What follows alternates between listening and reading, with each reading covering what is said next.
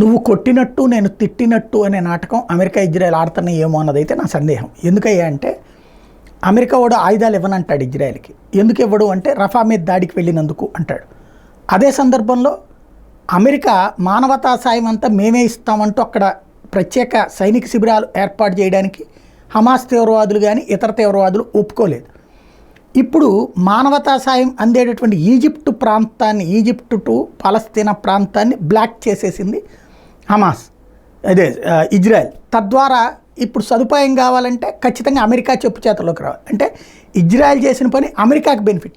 మరి అట్లాంటప్పుడు అమెరికా ఇజ్రాయెల్ని ఎందుకు ఆంక్షలు పెడతానంటోంది అంటే చూసే వాళ్ళ కోసం మాత్రమే.